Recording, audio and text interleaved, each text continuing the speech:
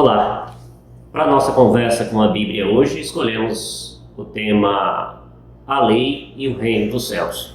Porque nós queremos conversar hoje a partir do texto de Mateus capítulo 5 e versículo 17, onde Jesus aborda essa questão, e questão esta muito importante, que é a lei ou a sua aplicabilidade ou a sua relação com o Reino dos Céus.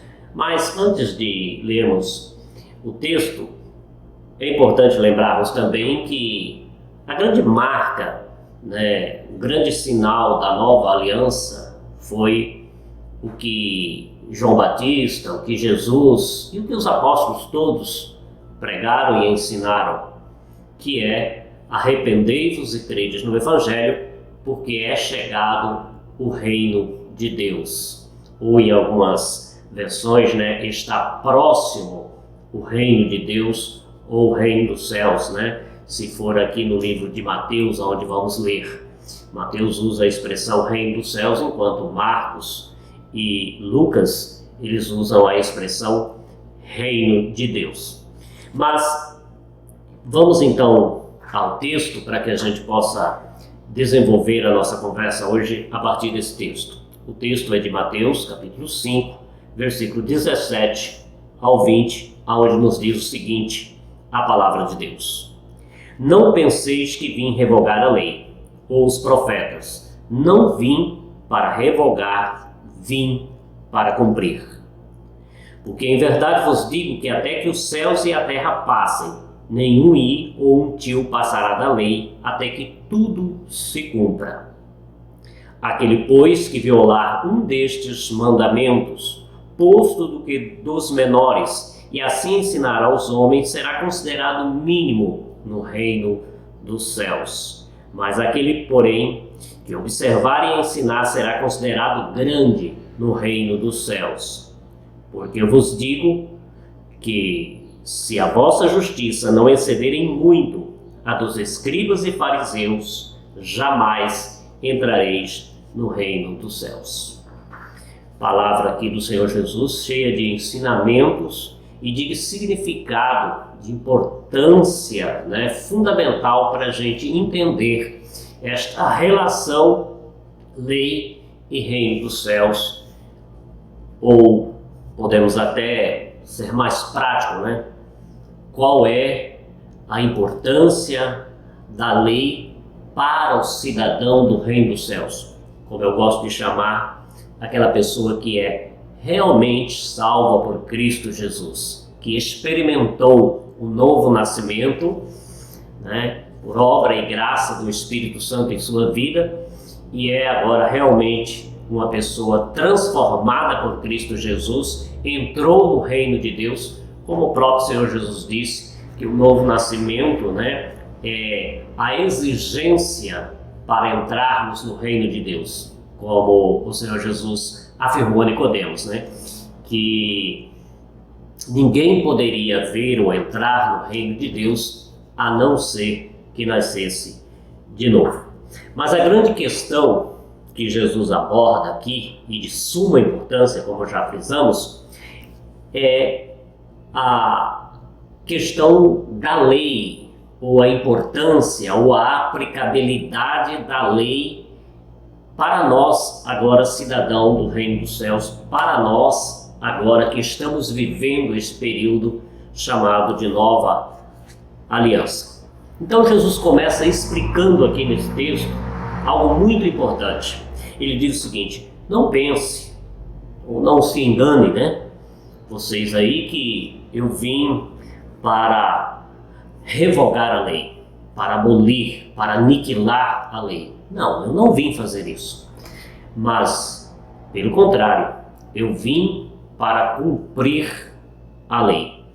Interessante notarmos isso, que Jesus está falando aqui de algo de extrema importância, porque a palavra cumprir, ela tem um sentido aqui, observando o original, de preencher, de encher completamente. E eu creio que esta palavra pode ser muito bem aplicada em dois sentidos. que Cristo veio cumprir a lei por nós, né? Quando ele morre na cruz do Calvário, ele paga o preço do nosso pecado, aquilo que nós não podemos ou não fizemos, que é cumprir, guardar, observar a lei de Deus. Isso Jesus pagou e cumpriu em nosso favor. Como diz a palavra de Deus, né? Que ele aniquilou todo o escrito de dívida que pesava contra nós. Então, nesse sentido, ele cumpriu. Mas ele também vem trazer para a gente aqui nessa palavra cumprir e não vir revogar, porque nós sabemos que para muitos não é uma palavra muito fácil de ser entendida, é que Jesus, na sua graça, ele veio dar-nos condição de vivermos e de guardarmos a lei de Deus. Há aqueles que acham que graça é permissividade, permissão para viver em pecado. Muito pelo contrário.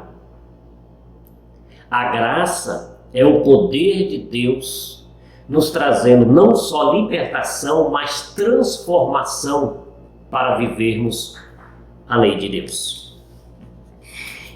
Mas aqui nesse ponto é importante também esclarecermos e lembrarmos que quando estamos falando aqui de lei, nós estamos falando que normalmente nós chamamos de lei espiritual ou de lei moral de Deus. Porque se nós voltarmos à Antiga Aliança, ou olharmos para a Antiga Aliança, nós vamos encontrar lá no Antigo Testamento, ou Antiga Aliança, né? Diferentemente do Novo Testamento, da Nova Aliança, 3 tipos de leis diferentes.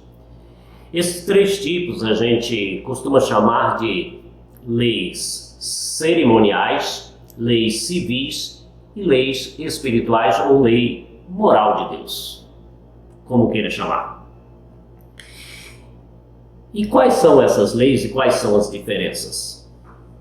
Leis civis é aquelas leis que estavam relacionadas ou diretamente ligadas às questões do Estado de Israel, da nação de Israel.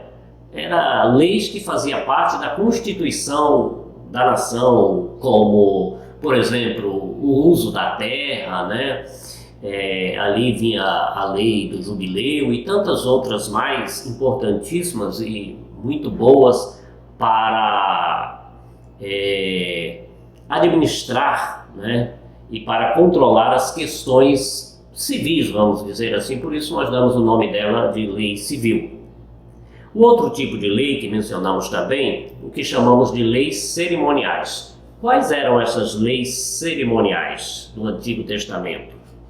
Eram as leis relacionadas àquelas práticas cerimoniais, né, que nós encontramos lá no Antigo Testamento, que eram de suma importância para a Antiga Aliança, porque todas essas leis, elas apontavam para Cristo, né? Eram leis que, na sua forma didática, ensinava com respeito àquilo que Cristo iria realizar e já realizou no seu trabalho de redenção da humanidade.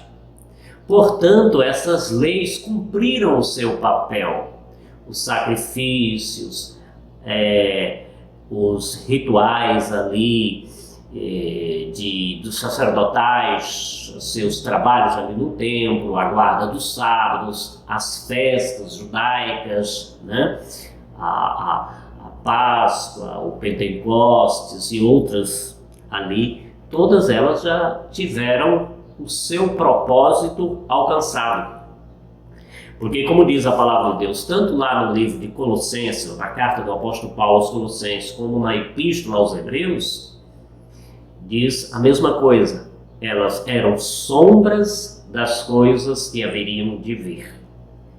E principalmente o livro de Hebreus fala-nos bastante sobre isso, que todas estas já tiveram seu cumprimento e são agora, não mais aplicáveis no tempo da nova aliança. Então tudo aquilo que eram na sua forma didática, como o termo eu acho bastante interessante, tanto na Epístola aos Colossenses quanto na Epístola aos Hebreus, nós encontramos esta expressão, eram sombra das coisas que haveriam de vir, Mas agora nós temos o corpo, como diz Colossenses, que é Cristo. Então, uma sombra pode ser interessante para que a gente tenha uma noção de como que é o corpo, mas chegando o corpo, não vamos ficar olhando mais para a sombra, já que a gente tem agora o corpo. Olhando para o texto em Colossenses, nós podemos encontrar a seguinte afirmação da palavra de Deus. No capítulo 2 de Colossenses, versículo 16, falando com respeito a essas leis cerimoniais que não têm mais aplicabilidade na nova aliança.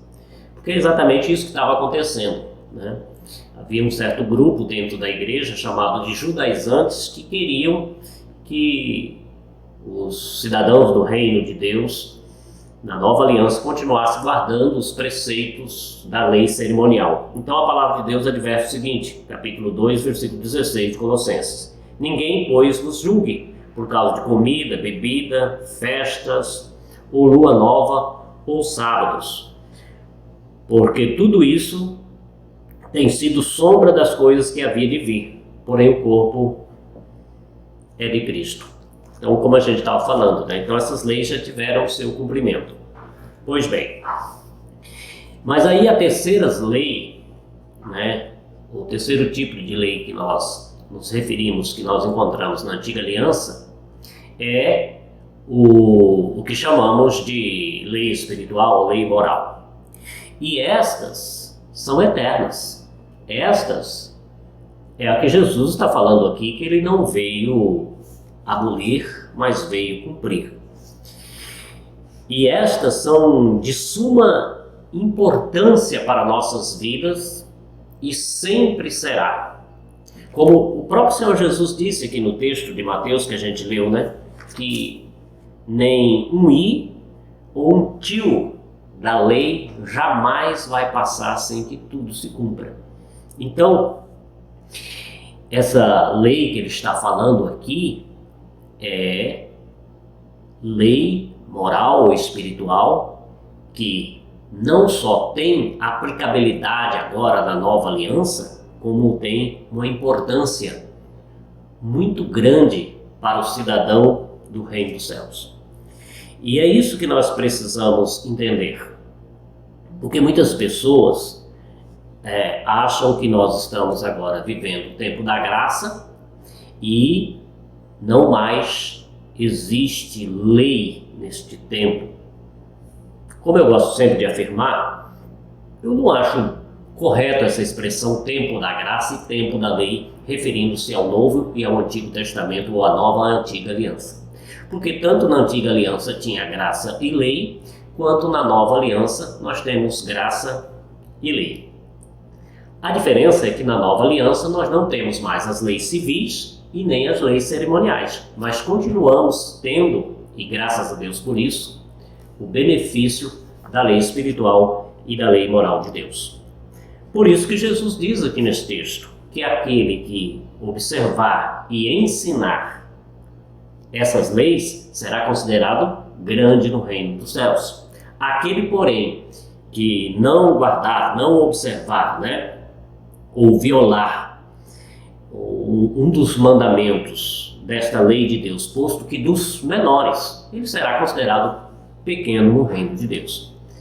O importante aqui é analisarmos O que Jesus está querendo dizer com esta expressão grande ou pequeno no reino de Deus? É claro que não é seguramente salvo, bem salvo, grandemente salvo, ou pouco salvo, ou menos salvo, ou pequenamente. Essa expressão ficou interessante, né? Salvo. Claro que não. Ou a pessoa é salva ou não é salva. Aliás, isso está muito claro no Novo Testamento, que a salvação é pela graça, mediante a fé em Cristo Jesus. Digo, não só no Novo Testamento, bem como no Antigo Testamento. Também está muito claro, né? Que a salvação é pela graça, mediante a fé em Cristo Jesus. Tá, mas então, o que seria esse grande e pequeno no reino de Deus? Isso é a condição. Ou seja, a lei é a condição legal para desfrutar o reino de Deus. Então, uma pessoa que não observa a lei, que não guarda a lei ou que viola os mandamentos de Deus, posto do que os menores, ele terá um grande prejuízo na sua relação com o reino de Deus. Ele vai desfrutar pouco o reino de Deus, ou pouco do reino de Deus. Existem muitas pessoas que são servos de Deus, tiveram de fato sim uma experiência de salvação em Cristo Jesus, mas desfrutam muito pouco do reino de Deus, porque não observa a lei de Deus. A lei de Deus é a condição legal para desfrutarmos os benefícios do reino de Deus. O reino de Deus é um reino legal, eu costumo dizer, legal nos dois sentidos, é bom, é legal, né? É joia, mas também é justo, é dentro da legalidade. Mas essa legalidade de Deus, essa lei de Deus, não é uma lei opressora, não é uma lei esmagadora, não é uma lei que nos traz pesar, sofrimento. Pelo contrário, a lei de Deus ela é resumida em 2 mandamentos que são amor. Porque a lei de Deus é a expressão do sentimento, do conceito de Deus, da essência de Deus. E a essência de Deus é amor. Logo, a lei de Deus se resume em amar. A lei de Deus é a condição legal para desfrutarmos os benefícios do reino de Deus, porque Deus ele trabalha de acordo com a legalidade, né? E também a lei de Deus nos traz proteção. A lei nos protege. Quando nós estamos guardando, observando a lei de Deus, nós estamos também protegidos. Porque o pecado, que é a transgressão da lei, nos deixa vulneráveis. A gente pode comparar essa questão aí com o reino, ou o governo, ou no nosso caso, a nossa república, né, humana. Um exemplo que podemos dar, quando a gente está observando a lei, a gente está dirigindo um automóvel, um carro, um veículo, possuindo ou tendo a CNH, a Carteira Nacional de Habilitação, se ocorrer um acidente, a gente está protegido pela lei, resguardado os nossos direitos porque estamos de acordo com a lei. Mas se a gente envolve em um acidente de trânsito e não possuindo CNH, o que acontece? A gente perde todos os direitos, porque não estamos sob a proteção ou debaixo da proteção da lei. O mesmo acontece no reino de Deus. E determinados benefícios do governo também, podemos citar esse exemplo. O governo oferece um benefício, mas é para aquele cidadão que está vivendo de acordo com a lei do nosso país, não é verdade? Então, é nesse sentido que compara-se a lei de Deus ou a aplicabilidade da lei de Deus agora no reino de Deus. A palavra de Deus na carta do apóstolo Paulo a Timóteo, capítulo 1, versículo 8, nos deixa muito claro isso aí. Ele diz assim: a lei de Deus é boa, a lei é boa para os que se utiliza dela de modo legítimo. O que a palavra de Deus está querendo dizer aqui? Ela está querendo dizer que a lei ela é boa, ela é útil ela tem utilidade e tem aplicabilidade agora na nova aliança, mas para os que utilizam dela de modo legítimo. Ou seja, a lei não serve, ou não é a aplicação dela para a salvação. Aí não é o modo legítimo de utilizar a lei. A lei é para o salvo, até porque só o salvo, debaixo da graça de Cristo, ele vai ter condição de guardar a lei, porque o castigo ou a opressão do pecado não está mais sobre a vida dele, ele está liberto por Cristo, né?